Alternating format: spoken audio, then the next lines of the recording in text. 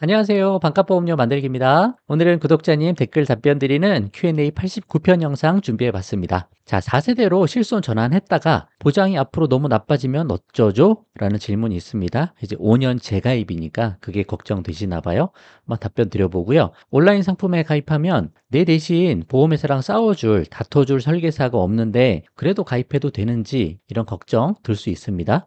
제 관점에서 한번 설명드려 볼게요. 자, 유병자 실손은 병원비가 200만 원 이상 나와야 보장이 되는 건가요? 그런 질문이 있는데 한번 답변 드려볼게요. 그리고 지인이 회사를 옮기면서 내 보험을 다시 가입해 줬다고 하십니다. 근데 알고 보니까 종신보험이에요. 그래서 이거 어떻게 풀어가야 되는지 문의가 있어서 한번 답변 드려보도록 하겠습니다. 비슷한 사항들이 있을 텐데 한번 리모델링 하실 때 참고하시면 좋을 것 같아요. 한번 시작해 보도록 하겠습니다.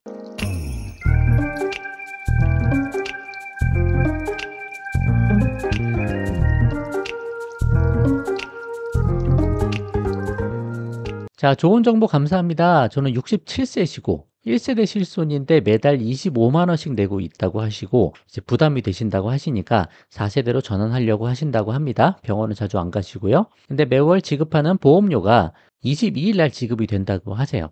전환을 한다면 어느 날짜에 하는 게 유리할까요? 질문이 있고 5년마다 이제 재계약한다는데 너무 안 좋게 계약이 되면 어떻게 해야 되는지 궁금합니다. 라고 하셨습니다. 자, 1세대 실손 25만 원이니까 이제 70대 넘어가면 30만 원 넘어가겠죠. 부담될 때 넘어오셔야 됩니다. 실손을 해지하시면 안 되고 끝까지 유지하셔야 된다. 4세대로 전환하시면서 보장이 좀 줄어도 넘어가야 되면 넘어가야죠. 어떡해요. 근데 낼만 하시면 그리고 내가 치료받는 게 있으시면 그냥 유지하셔도 괜찮고요. 이 득실을 따져 보셔야 되는 거죠. 예를 들면 백내장 수술 하셔야 된다라고 하시면 1세대에서 치료받을 거 다 받으시고 그리고 넘어오시는 게 유리하죠. 그렇게 하셔도 되는 거고 날짜는 상관이 없습니다. 그냥 내가 전환하고자 할 때 그때 전환하시면 돼요. 그래봐야 이제 한 달 차이니까 보험료 나가기 전에 하실 수 있으면 그러면 더 좋고 근데 그런 게 중요한 건 아니다 생각이 들고요. 5년마다 이제 재계약을 하게 되죠. 1년 갱신, 5년 재가입 상품으로 4세대가 이제 출시가 됐으니까 5년마다 보장이 바뀔 수 있습니다. 그거는 감내하셔야 돼요. 나쁘게 바뀌면 어떡하죠? 그래도 다른 방법이 없습니다. 2세대 실손, 1년 갱신, 15년 재가입 상품부터는 재가입이 자동으로 되는 반면에 그 보장을 내가 결정할 수가 없어요. 그래서 바뀌는 거 그냥 따라가셔야 됩니다. 그럼에도 불구하고 2021년 7월 이후에 대한민국에서 실손 가입하신 모든 분은 다 4세대 실손이잖아요. 앞으로도 5세대, 6세대 계속 나오겠죠? 네, 나빠지기만 하지도 않고 좋아지는 보장도 좀 있을 것 같고 지금보다 더 나쁘게 바뀌기도 그렇게 쉽지는 않을 것 같습니다. 이미 급여 80%, 비급여 70%로 낮춰놓은 상태이기 때문에 이걸 더 나쁘게 바꾸기는 사실 쉽지 않을 것 같긴 한데 모르겠습니다. 하지만 다른 방법이 없으니 일단 4세대 실손이라도 유지하시면서 혜택 보시는 게 중요하고 큰 위험 상황이 닥쳤을 때 매우 큰 도움이 되는 그런 상품이기 때문에 실손 유지하시는 게 좋다. 만약에 5세대, 6세대 보장이 너무 안 좋다 라고 하면 제가 또 그때 상황 봐서 말씀을 드릴게요. 그런 말씀 드려보도록 하겠습니다. 자, 정주행하면서 공부 중입니다. 내용이 좀 긴데 핵심적인 건 그런 거예요. 온라인으로 가입하면 저렴해서 좋은데 지인한테 들은 얘기로는 보험사에서 못 받을 뻔한 보험료를 설계사가 싸워줘서 찾아내서 받게 해준 사례가 몇 번 있다고도 한다. 그래서 설계사의 존재감이 보험금 지급에 있어서 중요한 거 아니다 생각이 들어서 이제 온라인 가입을 해도 되는지 말아야 되는지 그런 걱정이 있으신 것 같아요. 제일 중요한 게 암 진단비인데 혹시라도 이런 분쟁이 대상이 됐을 때 설계사가 필요하진 않을까 해서요 라고 하셨습니다. 맞습니다. 설계사 있으면 너무 좋고요. 근데 그거에 따른 한계도 있어 보여서 온라인 상품도 말씀드리는 거예요. 제가 지금 돌아보면 과거 한 10년 전 그때 보험 가입해 준 설계사분들 중에 남아 계시는 분이 한 분도 없거든요.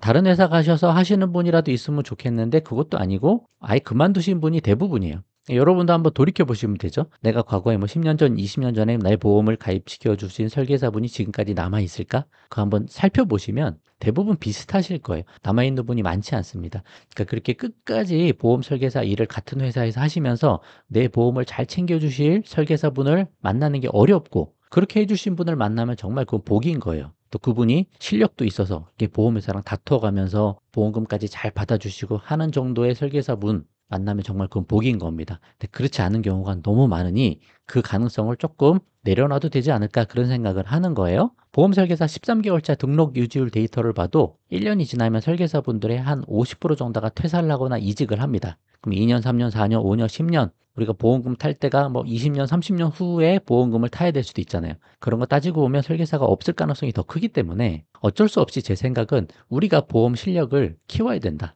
우리가 기본적인 건 알아야 된다라는 거죠. 사실 뭐 암 진단비 이런 거는 크게 걱정할 게 없어요. 제가 볼 때는. 암 진단이면 진단이고 아니면 아닌 거고 아니면 중간에 애매한 거다. 그래서 보험회사랑 분쟁이 생겼다라고 하면 이거 암 진단비 금액이 크잖아요. 몇 천만 원대 나오잖아요.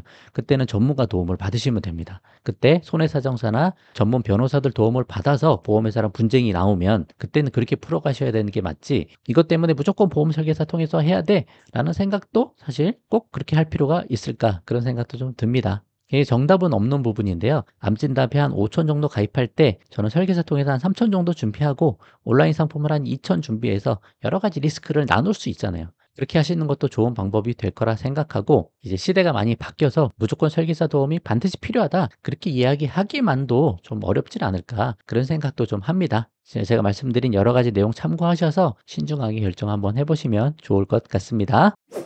안녕하세요. 유병자 실비는 병원비 200만 원 이상 나와야 보험금 청구가 가능한가요? 만약 수술로 180만 원 나왔으면 실비 혜택 전혀 없는 건가요? 라고 하셨습니다. 제가 연간 자기부담금 한도가 200만 원이다. 그 이야기 말씀드려서 자꾸 헷갈리신 것 같은데 아니죠. 보험금 청구는 이 금액이랑 상관없어요. 그냥 지금 어떻게 돼 있냐면 유병자 실손이 입원하든 통원하든 급여 비급의 70% 보장받습니다.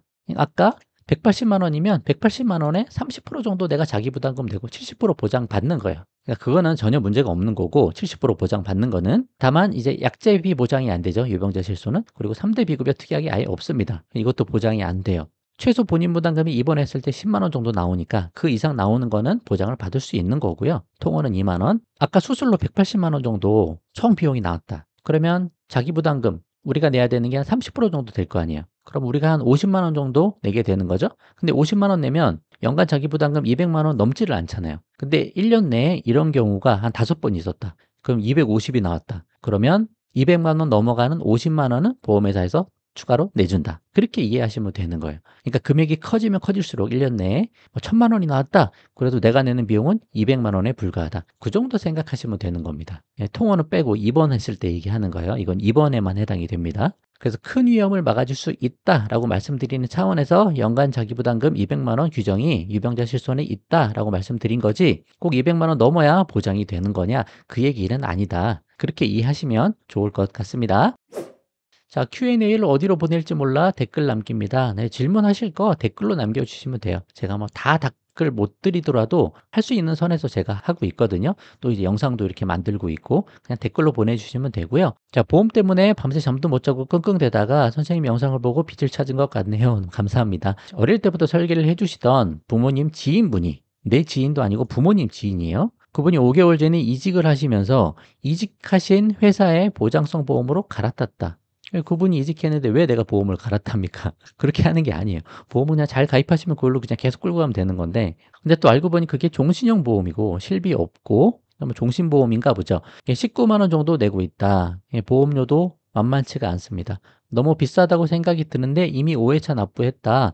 납부한 보험료를 날리더라도 더 늦기 전에 해지하는 게 좋을까요? 제대로 가입된 게 아니다라고 판단이 되면 옮겨 탈 수 있으면 옮겨 타는 게 좋죠. 아직 젊으시니까 새로 보험 3대 진단비 위주로 종합보험 하나 잘 가입하신 다음에 실비는 어차피 있으실 거 아니에요. 그죠? 이거 잘 가입하시고 나서 잘 가입되면 그때 기존 보험 이거 해지하시면 되죠.